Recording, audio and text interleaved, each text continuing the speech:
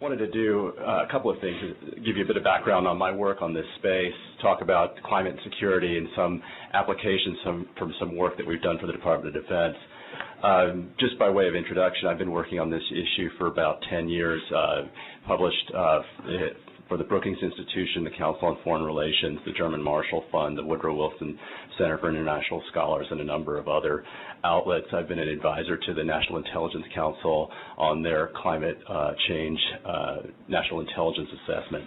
And I'm part of a five-year, $7.6 million grant from the Department of Defense to study climate change and African political stability.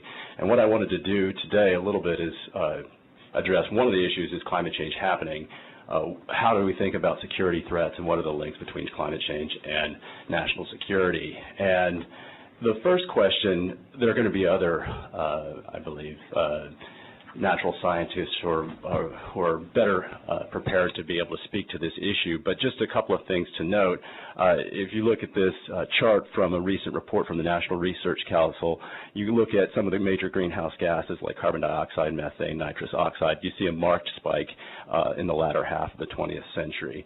That report concludes the concentrations of greenhouse gases in the atmosphere are now greater than they have been for at least 800,000 years, and the current rate of carbon dioxide accumulation is at least an order of magnitude greater than the natural rate that prevailed prior to the rise of human civilization. So pretty dramatic consequences that we're seeing from the burning of hydrocarbons.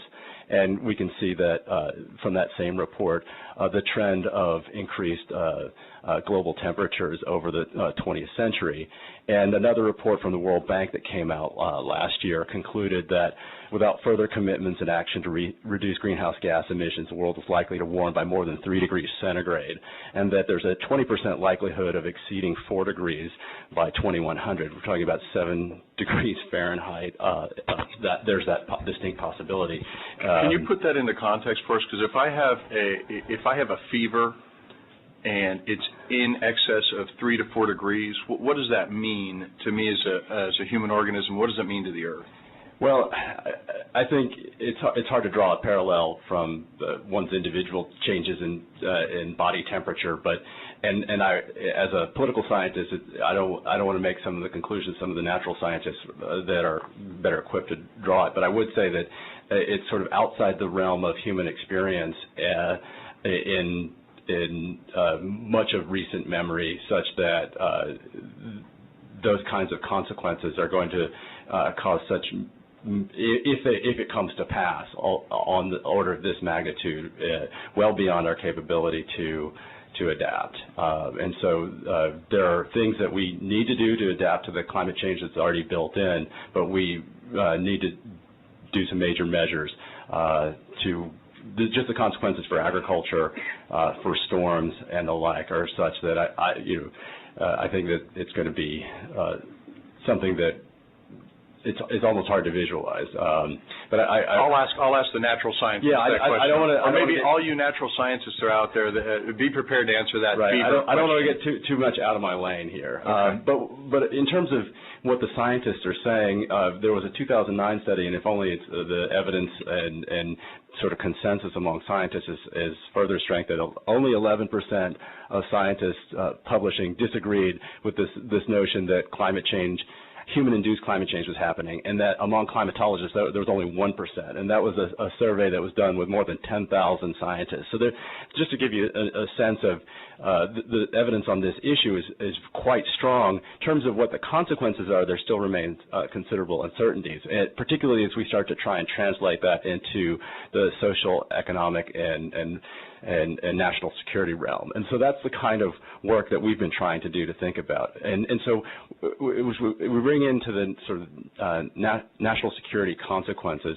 start asking ourselves, where do those threats emanate from? And we used to think about them as sort of armed external aggression by states against other states. But then post 9/11, we realized that non-state actors have these capabilities. If you think about pandemic disease, it's not just about agents willfully causing harm. There are other forces out there that may emanate that nobody necessarily willed to have happen, but the consequences are so severe that we can start to think of them as having national security consequences. And here, in the work that I've done, we talk about problems so severe that it would threaten our way of life. And so the physical consequences that I alluded to are really ones that they would threaten our way of life in ways that would either in some countries, maybe not so much the United States, but in some countries, you think about low-lying island nations in the South Pacific, their physical existence is no longer secure.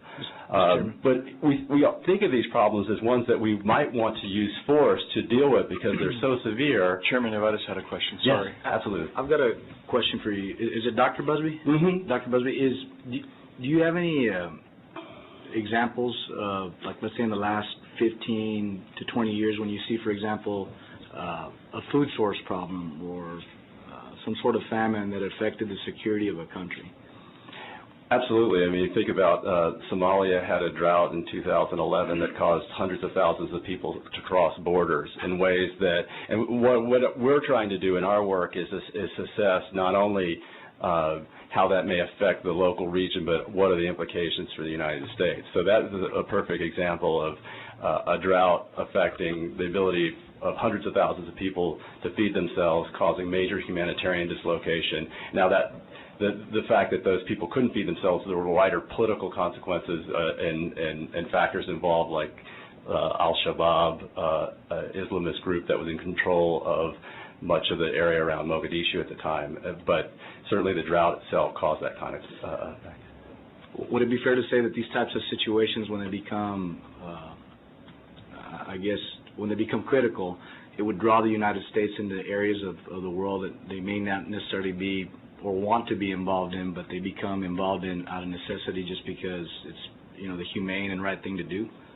Yes, I think that's true. And so a lot of the work that I've done is to try to assess where the likelihood of these places that are going to produce humanitarian events of such magnitude that either local relief groups will be called in or the United States may be called in, and do those places overlap with countries of strategic concern in the United States. So, Mali, for example, of late has faced a secessionist group and the rise of al-Qaeda in the Islamic Maghreb. At the same time, they've had a devastating drought, and USAID, with their famine early warning system, has been involved in trying to keep large numbers of people alive. And one of the things that we're trying to do in our analytical work is to think about what are the intersections of these security problems in this part of the world that previously we paid very little attention to out of strategic interest, increasingly something that has become worrisome. So hopefully that answers your question.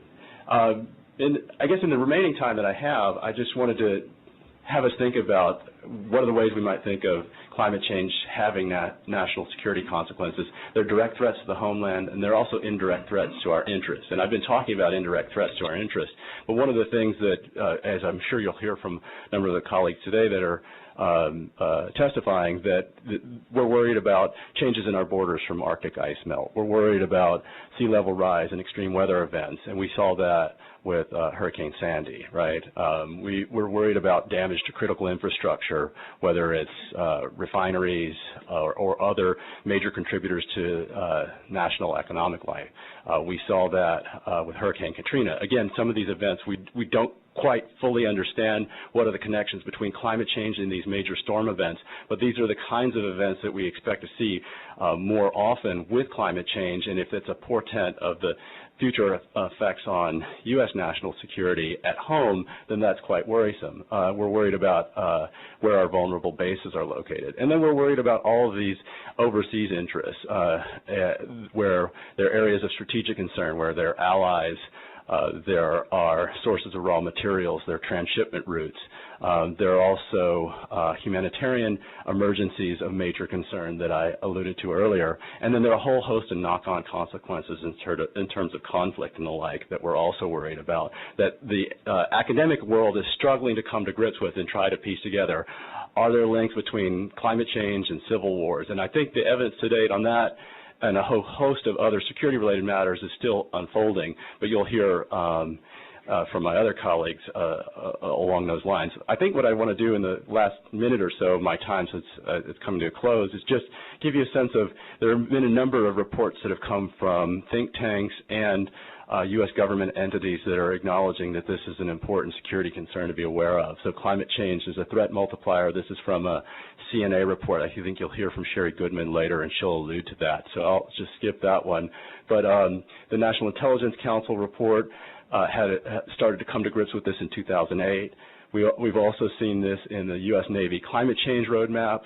We've also seen it in the National Security Strategy from the U.S. government, the Quadrennial Defense Review, the Defense Science Board Report of 2011, the National Intelligence Council's Global Water Security Report of 2012, a National Academy Sciences Report of 2012, and then our own work that, again, I think I'm running out of time, but I only just want to say that we're doing a whole host of efforts to try to identify the places of concern where we think there are perennial trouble spots, where the intersection of the kinds of moments of food insecurity and large numbers of people at risk of mass death from exposure to these climate-related hazards, like the one I talked about in Somalia, or like the problems that are emergent in Mali. And this is, again, far from our shores, but we're trying to see how places of the world that we previously weren't so concerned about can suddenly rise to the attention and command the interests of the national security establishment in ways that we never anticipated. So with that, I think I'll stop. Thank you.